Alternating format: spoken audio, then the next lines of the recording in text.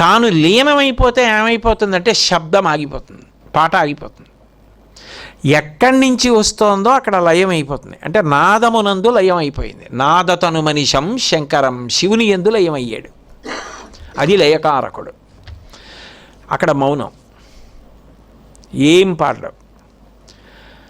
అలా మౌనంగా ఉంటాడు. అప్పుడు రసికుడైన శ్రోత, రసికుడంటే ఆ విజ్ఞత కలిగిన వాడు అనుకోండి, ఆయన కూడా నాదమునందు లయం అయిపోతాడు.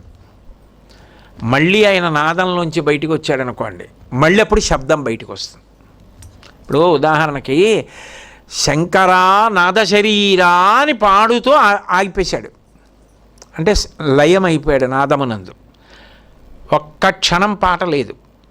మళ్ళీ శంకరా అంటూ మళ్ళీ మొదలుపెట్టాడు, అంటే మళ్ళీ శబ్దం ఉత్పన్నమైంది, మళ్ళీ విడిపడ్డాడు.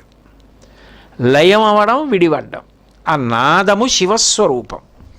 అయితే ఇందులో యోగతారావళి అని శంకర భగవత్పాదులు చేసిన దాంట్లో ఈ నాదమునందు లయమవడం గురించి మాట్లాడతారు.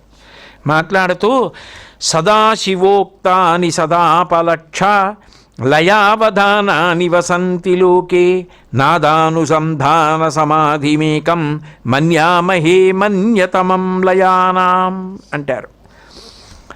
సదాశివుడు ఈ లయలో ఐక్యమయ్యేటటువంటి అవధానములు 1,25,000 మార్గములు చెప్పేట. నాదమునందు ఎలా లయమవుతారు అన్నది 1,25,000 మార్గములు చెప్పేట. అవన్నీ శంకరులకి తెలిసాయి. అంటే ఇంకా ఆ సర్వజ్ఞత్వానికి హద్దు ఎక్కడైనా ఉందా? అసలు సర్వజ్ఞత్వానికి హద్దు ఏమిటి? 1,25,000 చెప్పారు. ఇందులో నాదానుసంధానం గొప్పది అన్నారు శంకరాచార్యులు గారు. నాదానుసంధాన నమోస్తు తుభ్యం త్వాం సాధనం తత్వపదస్య జాని భవత్ప్రసాదాత్ పవనీన సాకం విలీయతే విష్ణుపదే మనోమే. ఓ నాదానుసంధానమా, నీకు నమస్కారం. తత్వమును చేరుటకు